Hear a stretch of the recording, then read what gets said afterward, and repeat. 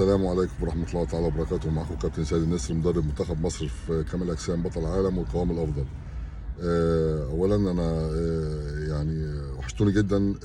بقالي فترة كتير ما نزلتش فيديوهات وما كنتش متواصل معاكم، بس ده كان غصب عني طبعا عشان كان بطولة العالم وكنت مشغول شوية. الفيديو بتاع النهارده انا الصراحه يعني مش مستعد له ان انا انزله من الجيم او من المكتب عندي، ولكن لقيت فرصه ان انا اتكلم عنه، وان انا يعني اعمل فيديو كده. معلش في العربيه بقى مش مشكله، بس المهم ان احنا نوصل المعلومه، لان انا شفت حاجات على الميديا صراحه يعني ما عجبتنيش بالنسبه لمكمل الكرياتين.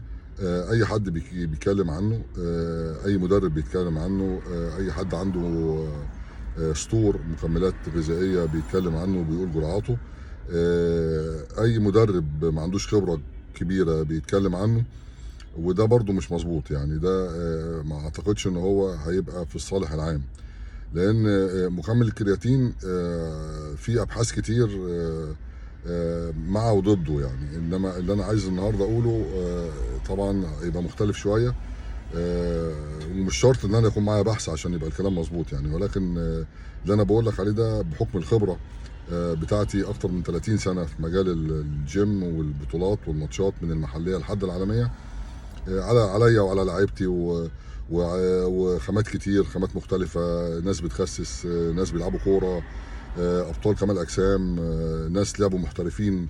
اللي انا عايز اوصله ان المعلومات النهارده اللي انا هقول عليها مهمه جدا وتخص الجميع.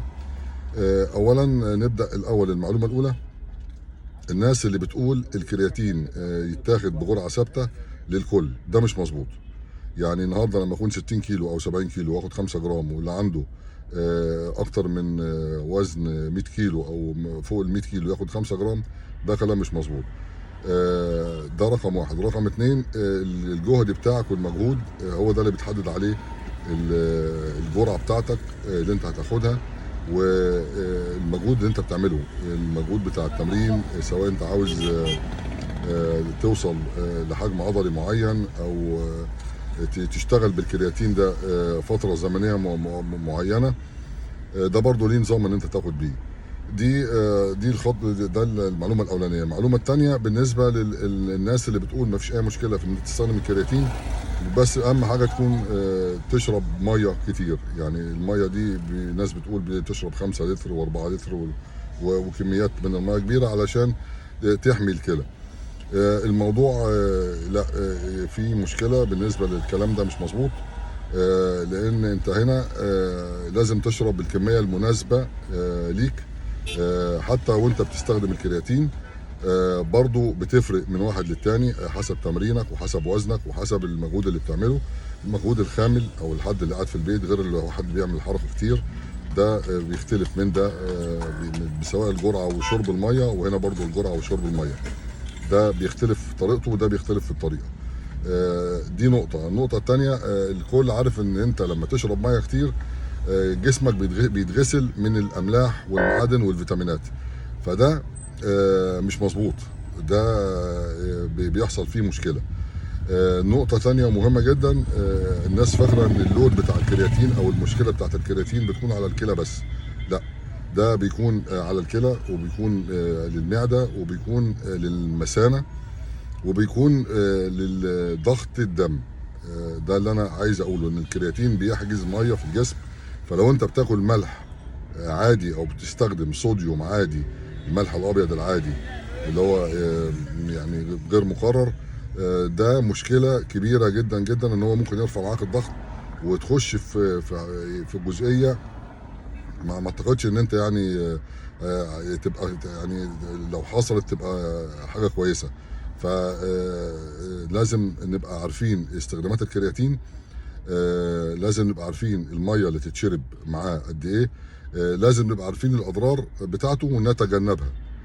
ده مهم جدا. فاول حاجه انا هقول عليها، لو انت وزنك 50 كيلو 60 كيلو لحد 100 كيلو او فوق ال 100 كيلو، وبتاخد جرعه معينه، الجرعه دي اللي بيحددها الكابتن بتاعك او المدرب بتاعك، او هنقول الجرعه اللي هي السيف، اللي هي المكتوبه على اي علبه، ال 5 جرام في اليوم. تمام. ال5 جرام في اليوم دول ما بيتاخدوش مره واحده. ال5 جرام دول ما تاخدهمش مره واحده. المكيال اللي هو بتاع الكرياتين اقسم الجرعه بتاعتك، اقسمه على مرتين، ويكون ما بين المره والتانيه يعني من 6 ل 8 ساعات. ده هيبقى الافاده اعلى والضرر هيبقى اقل جدا جدا جدا. ده رقم واحد. رقم اتنين، شرب الميه. لو انت بتشرب ميه بكميات كبيره ده مش مظبوط. ان انت بتحلل الدم بيكون خفيف جدا، وبعدين بتغسل، طبعا بتخش تعمل يعني بول كتير، فبتغسل جسمك من الاملاح والمعادن اللي انت محتاجها علشان ما يحصلش دروب معاك، او يحصلش مشكله، او يحصل تقلصات عضليه، او يحصل مشاكل في الاوتار والاربطه، او يحصل لك ان انت تخسر معادن مهمه في جسمك. لازم تشرب الكميه المناسبه ليك. تمام. ده رقم اتنين. رقم ثلاثة، الملح اللي انت بتستخدمه او اللي انت بتستعمله اثناء استخدامك مكمل الكرياتين لازم يكون يا اما الملح البحري او الملح الهيمالايا. بقى متواجد كتير في مصر ومش غالي. ده افيد كتير، فيه اكتر من 60 عنصر، وفي نفس الوقت هو نفس طعم الملح العادي، ولكن الجرعات بتاعه الصوديوم لازم تتظبط، ويكون في بالانس وتوازن في جسمك علشان ما يحصلكش مشكله من الكرياتين.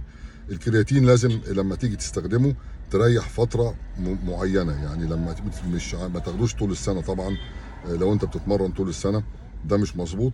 بتاخده فتره معينه وتريح فتره معينه، يعني ناخد 6 اسابيع ونريح اسبوعين، وناخد 6 اسابيع ونريح اسبوعين. كده يبقى الموضوع تقريبا بنسبه 90% او 95% امن جدا، سيف، مظبط الصوديوم بتاعك وعامل بالانس كويس في الاملاح والمعادن. الميه ما تبقاش كتير جدا زياده عن اللزوم وما تغسلش جسمك. الجرعه لازم تكون مقسمه على مرتين. يا رب اكون وصلت المعلومه. انا شفت معطرات كتير قوي في الميديا عن الكرياتين، وده كلام ما اعتقدش ان هو يكون، وللاسف من ناس كبار يعني، والكل بيتكلم بالابحاث، يقول لك البحث بيقول كذا، البحث بيقول كذا، البحث بيقول كذا. اللي انا عايز اقوله ان الابحاث دي بتيجي من الخبره، ما بتجيش بعشوائيه. يعني بيجيب واحد بيجيب 50 واحد يقعدهم في مكان ويديهم جرعات معينه بطريقه معينه، وفي الاخر يطلع بالنتيجه. انا بقول لك تجربه 30 سنه اللي انا بقول لك عليه ده ما هواش مش خالف تعرف، يعني مش كلام وخلاص. لا، اللي انا بقول لك عليه ده متاكد منه بنسبه 100%. لو انت عملته هتستفيد جدا جدا، وهتحس بالافكت بتاع الكرياتين والاستفاده اكتر ما تاخد الجرعه على بعض. ولو ظبطت الملح بتاعك مع الكرياتين هتبص تلاقي العضلات ما بقتش فيها ووتر كتير، ما بقتش فيها ميه كتير. الميه اللي هي تحت الجلد هو بيدخل الميه في العضلات ولكن الجسم بيخلي الجسم يحجز ميه برضه، سواء لو انت بتاخد معاه ملح ابيض عادي. الحاجه الثالثه، شرب الميه لازم تكون في الاحتياج اليومي بتاعك، وبرضه ما يبقاش زياده عن كده، لان لو شربت ميه بكميات كبيره ده مش صح، ده ممكن يضرك. دمتم بخير. يا رب اكون وصلت المعلومه، وان شاء الله بامر الله هحاول قد ما اقدر انا اكون متواصل معاكم واوصل لكم معلومات بامر الله. انتظروني قريبا في معلومات جامده جدا عن المكملات، لان انا حاسس ان الناس حابه ان هي تستفيد بالنسبه للمكمل البروتين وازاي وقته ورمضان والحاجات دي. هنحاول ان شاء الله نعمل فيديوهات، بس بقى اعذروني اعملها في اي مكان، يعني لو ربنا قدرني في العربيه في البيت في اي مكان ان شاء الله هحاول اوصل لكم المعلومه. دمتم بخير، والسلام عليكم ورحمه الله تعالى وبركاته.